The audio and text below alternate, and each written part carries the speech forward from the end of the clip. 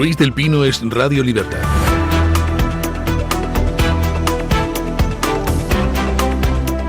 Histórica sentencia del Tribunal Supremo. La Sala de lo Penal ha condenado al exministro José Luis Ábalos y a su exasesor Koldo García por el caso Mascarillas en el primer gran revés judicial para el sanchismo.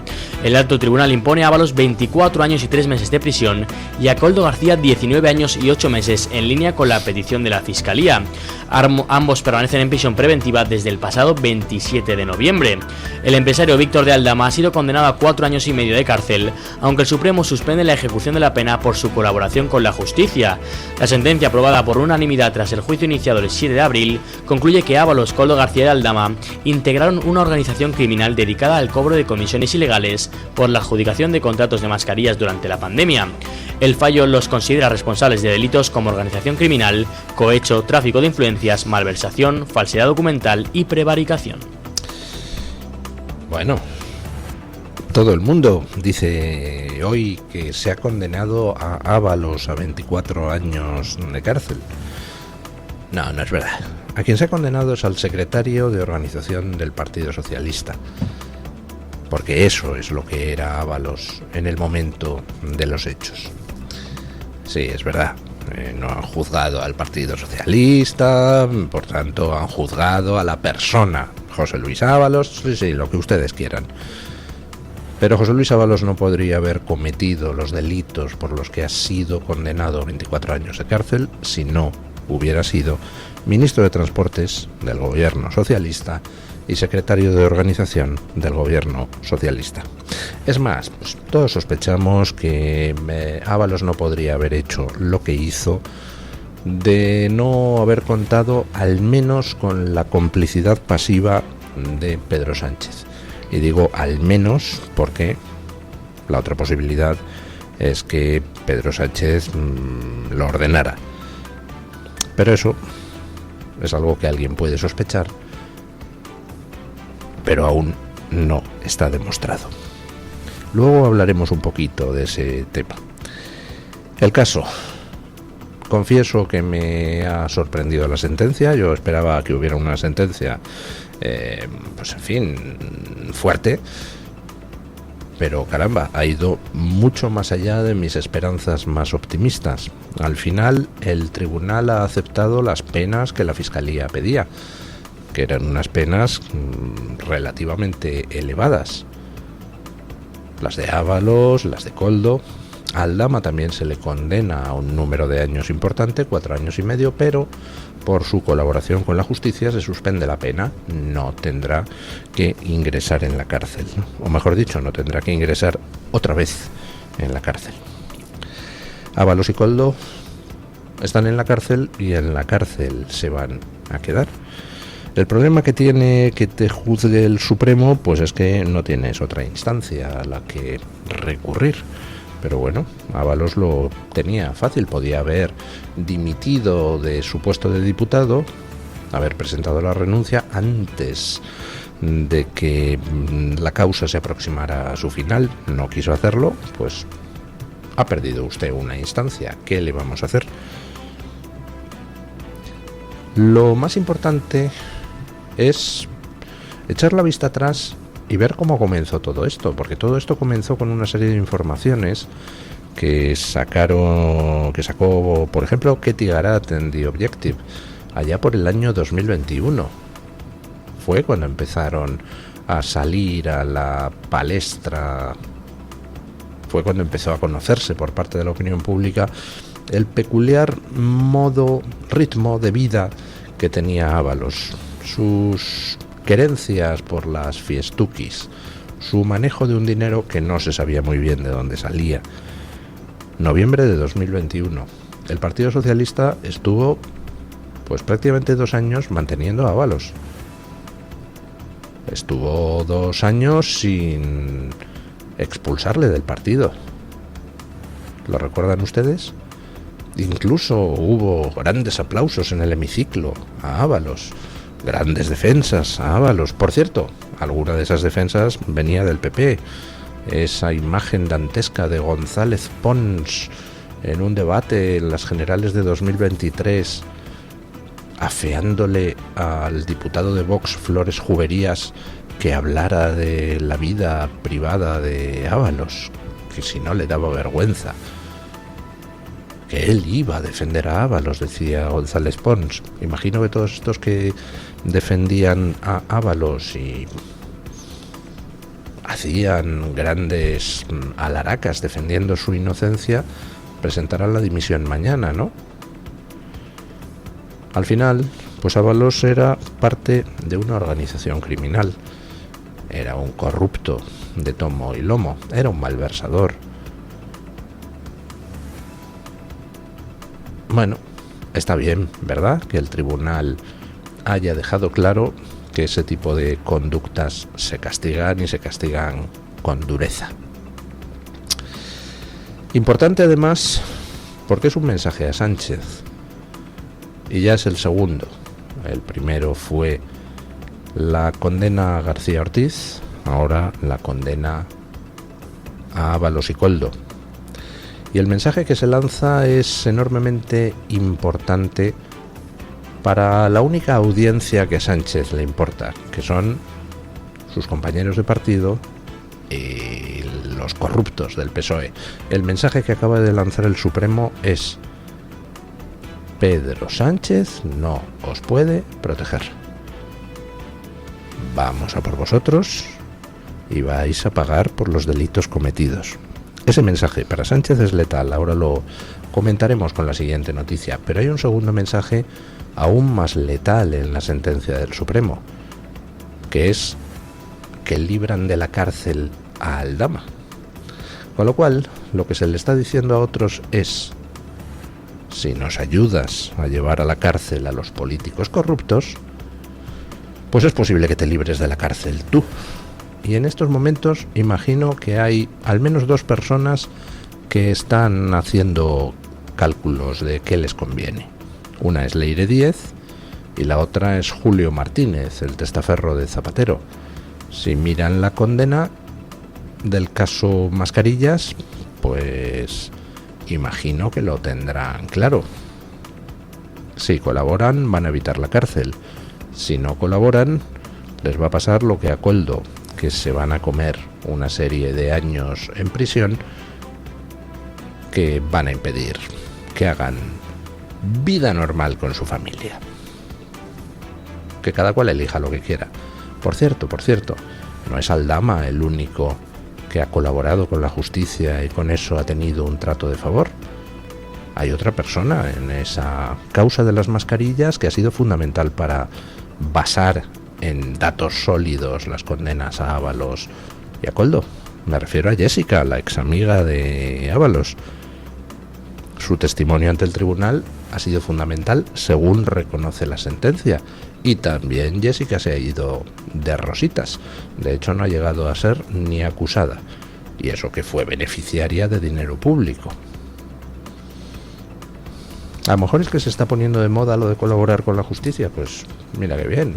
A lo mejor resulta que al final el periodo de gobierno de Pedro Sánchez acaba con medio PSOE entre rejas y otro medio con la condena suspendida por colaborar con la justicia.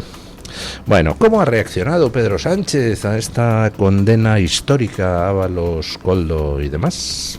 Escuchen. Las primeras declaraciones de Pedro Sánchez tras la sentencia del Tribunal Supremo contra José Luis Ábalos por el caso Koldo han llegado a través de TikTok. En lugar de pronunciarse sobre el fallo, considerado un nuevo revés para el sanchismo, el presidente del gobierno ha publicado un vídeo con recomendaciones para afrontar la ola de calor. Bebe agua, ponte crema solar, evita hacer deporte en el exterior durante las horas más calurosas del día. Sí, aunque aún estemos en junio, desgraciadamente el calor extremo ya ha llegado y tenemos que estar preparados y preparadas. Los mareos, el dolor de cabeza o el cansancio pueden ser síntomas de un golpe de calor. Así que hay que extremar las precauciones, sobre todo si perteneces a un grupo de riesgo o trabajas al aire libre, porque nadie tiene que jugarse la vida en su puesto de trabajo. Además, Sánchez recuerda que la emergencia climática no es ninguna broma. El mensaje contrasta con la reacción que mantuvo al inicio del caso cuando calificó de menuda inventada las acusaciones surgidas tras la colaboración con la justicia del empresario Víctor de Aldama. ¿Y a qué viene este vídeo de Sánchez en TikTok hablando de yo te doy cremita, tú me das cremita, aprieta más la mano, que sale muy fresquita y todas esas cosas? ¿A qué viene esta chorrada? Pues muy sencillo, a intentar aparentar que no pasa nada. El problema de Sánchez es que tiene que fingir poder, tiene que fingir que controla la situación cuando no controla nada de nada ya hace mucho tiempo. Pedro Sánchez vio cómo todo su teatro de poder se resquebrajaba el día que condenaron a García Ortiz. Ese fue el primer aviso. Pedro Sánchez, no puedes proteger a tus corruptos. Primer aviso. Ayer fue el segundo aviso. Pedro Sánchez, que no puedes proteger a tus corruptos. Y en el momento en que ese mensaje se lanza, para Pedro Sánchez es letal. ¿Por qué? Porque necesita controlar dos cosas. Uno, su partido, que dentro del partido no le surja ningún conato de rebelión, que no le surja nadie que utilice el argumento, oye tío, lárgate ya, porque vas a dejar el partido en estado extraparlamentario. Y tiene que controlar una segunda cosa, que es a sus corruptos. Necesita que sus corruptos confíen en que él les puede proteger. Si no les puede proteger, entonces evidentemente la salida más fácil es colaborar con la justicia. Ábalos y Koldo, bien porque les tienen pillados por otras cosas, bien porque confiaran en Sánchez, no han colaborado con la justicia. Pues bueno, ellos mismos. Aldama sí ha colaborado y se va de rositas prácticamente. Bueno, pues Sánchez necesita decirle a los restantes corruptos, tranquilos, lo tengo todo controlado. Fijaos cómo de controlado lo tengo, que no me preocupa que hayan condenado a Ábalos y a Koldo.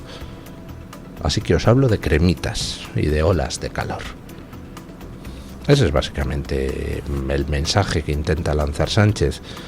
Lo que pasa es que ese mensaje me temo que ya encuentra oídos sordos. Porque lo que la gente ve es que tú, Pedro Sánchez, no has podido proteger a García Ortiz, el delincuente. No has podido proteger a José Luis Ábalos, el delincuente. No has podido proteger a Koldo García, el delincuente. Todos ellos han sido condenados. Y tú no has podido evitarlo pese a todo lo que fingías tener controlada la situación. Bueno, vamos con un episodio de ayer que realmente es kafkiano. El Consejo General del Poder Judicial abre expediente al juez Peinado por la frase esa referida a los escoltas de Begoña Gómez que está en su auto de 84 páginas. Escuchen. La Comisión Permanente del Consejo General del Poder Judicial ha acordado solicitar al promotor de la acción disciplinaria la apertura de diligencias informativas contra el juez Juan Carlos Peinado por una presunta falta grave de desconsideración hacia la policía. La decisión se produce a raíz del auto dictado el pasado sábado, en el que Peinado abrió juicio oral contra Begoña Gómez, esposa del presidente del gobierno. En esa resolución, el magistrado impuso a la acusada varias medidas cautelares al apreciar riesgo de fuga y sostuvo que sus escoltas pueden, bien por iniciativa propia o siguiendo órdenes de sus superiores jerárquicos, facilitar su huida para eludir la acción de la justicia. Tras una reunión de aproximadamente una hora, la mayoría de la comisión permanente concluyó que el juez podría haber incurrido en la infracción tipificada en el artículo 418.5 de la Ley Orgánica del Poder Judicial. Bueno, cuando un juez en un auto vierte expresiones que puedan considerarse faltas de respeto a alguien, pues existe una manera de sancionar a ese juez. Pero en este caso pasan dos cosas. Primero, que lo que dijo Peinado no es una falta de respeto a nadie, es una simple constatación de la realidad. Tenemos un gobierno mafioso que no dudaría en poner a Begoña Gómez escoltas que le permitieran a Begoña Gómez eludir la acción de la justicia. Vamos, eso es un hecho. Con lo cual no estaba diciendo peinado ninguna estupidez. Pero es que además, cuando las expresiones cuestionables están en un auto judicial, entonces no puede llegar ningún ministro, ni el Consejo General del Poder Judicial, ni nadie por su cuenta y riesgo a abrirle expediente al juez. Eso hay que presentar un recurso al auto y es el órgano que estudia el recurso el que puede entonces instar al Consejo General del Poder Judicial a sancionar al juez cuyo auto ha sido recurrido. Por tanto, el Consejo General del Poder Judicial ayer se saltó la ley para abrirle un expediente a Peinado. No es solo ya que sea inmoral abrirle un expediente a Peinado cuando hablamos de la corrupta mujer del presidente del gobierno, es que además es ilegal abrirle un expediente a Peinado. Con lo cual empiezo a sospechar que en realidad todo esto del expediente es algo que la presidenta del Consejo General del Poder Judicial ha puesto en marcha para que no le den la lata a los miembros progresistas del Consejo General del Poder Judicial ni los miembros del gobierno. ¿Cómo que estáis? ¿Que queréis un expediente a Peinado? Sí, pues sí, abrimos el expediente a Peinado. Es igual, es ilegal, o sea que no va a ningún lado. Me da la sensación. Porque si no, no entiendo la torpeza. Bueno, no se crean ustedes que los socialistas españoles, los ministros españoles, son los únicos corruptos en Europa. Europa es un marasmo de corrupción. Entre otras cosas, por eso Sánchez ha resistido tanto, porque a los que tiene arriba son para echarlos de comer aparte. Y se caen bien mutuamente. Ayer conocíamos que se ha cursado orden de detención contra el excomisario europeo de inmigración por su implicación en el Qatargate. Escucha.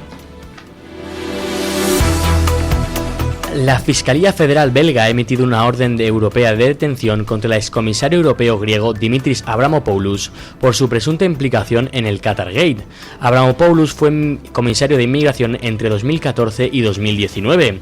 Tras abandonar la Comisión Europea, aceptó un cargo honorífico en la ONG Fight Impunity, que según los investigadores fue utilizada por la trama para blanquear dinero.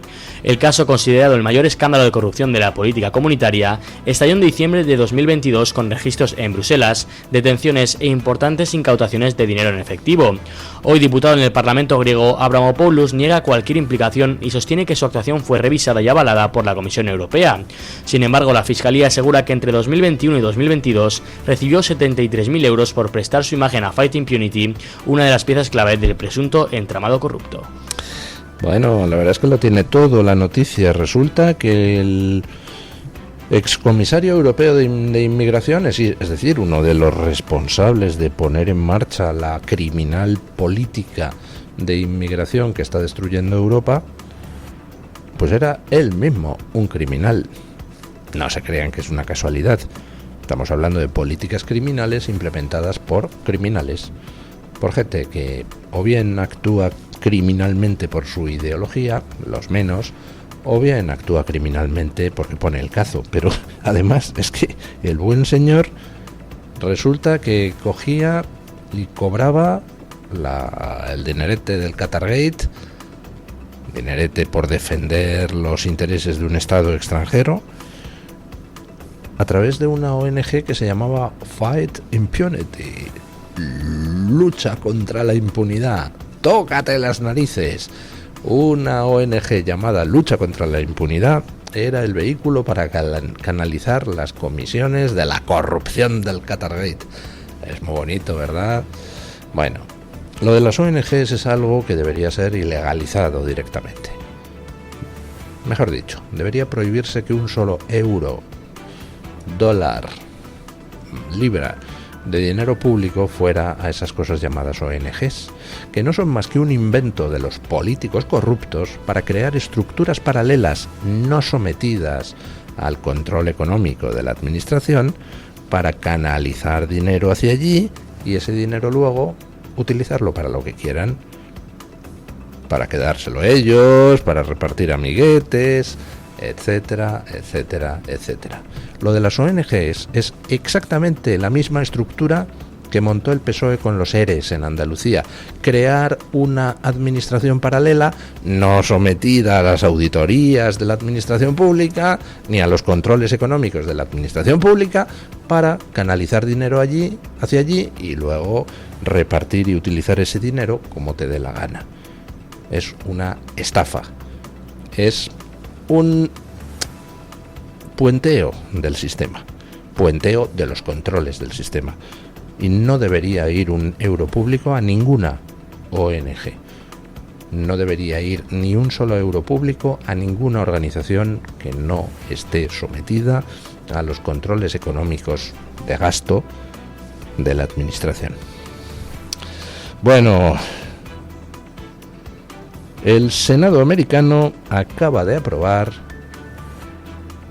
por una mayoría abrumadora, 85 contra 5, un plan de choque para abaratar la vivienda en Estados Unidos. Plan de choque, pues, que deberíamos aplicar aquí, al menos algunos de sus aspectos. Escuchen. El Senado de Estados Unidos ha aprobado por amplia mayoría un paquete bipartidista para impulsar la construcción de viviendas y frenar el aumento de los precios. El texto pasa ahora a la Cámara de Representantes, donde se espera su aprobación antes de ser remitido al presidente Donald Trump para su firma.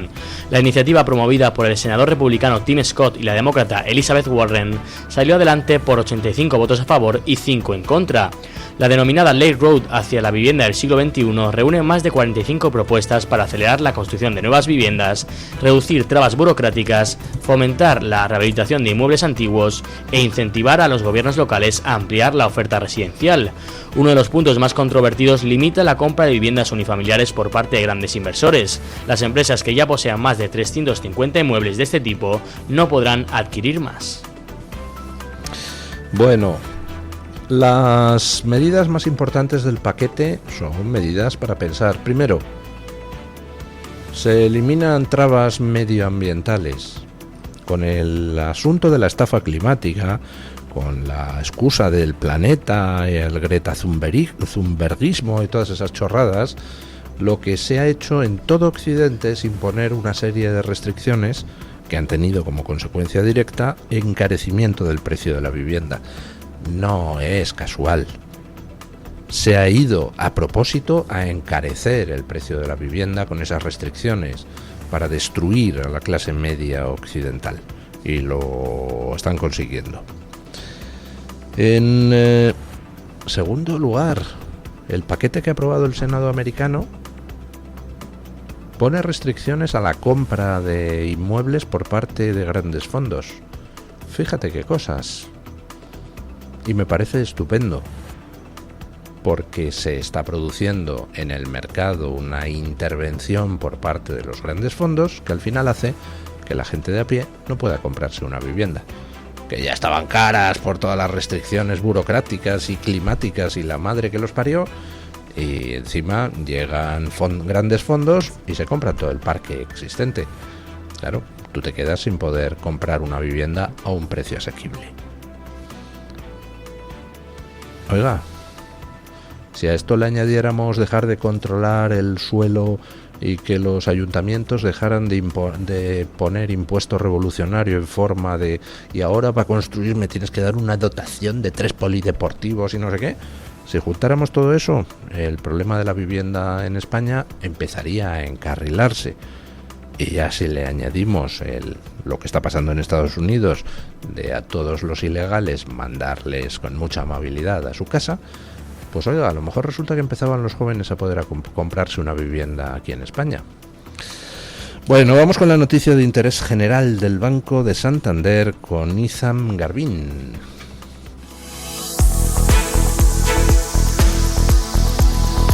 Banco Santander ofrece este espacio.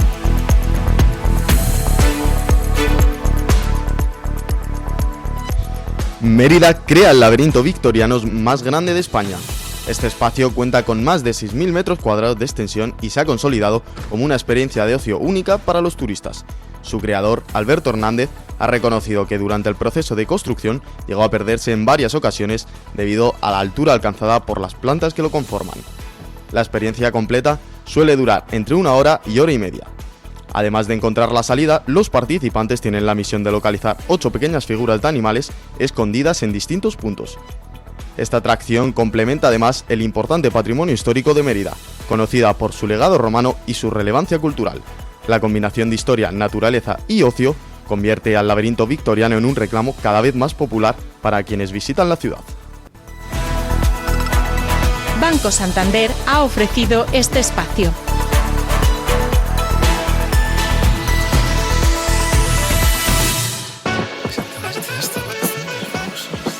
Oye, eso de que el Santander me da hasta 400 pavos solo por mi nómina y 2 recibos, ¿es de verdad? Tal cual, 400 euros si traes tu nómina y 2 recibos al Santander. Me renta. ¿Y aún hay tiempo? ¿Dónde veo las condiciones? Hasta el 10 de junio de 2026. El importe está sujeto a retención según la normativa fiscal vigente y tienes todo en bancosantander.es. Vale, pues hoy me nomino. Es el momento. Santander.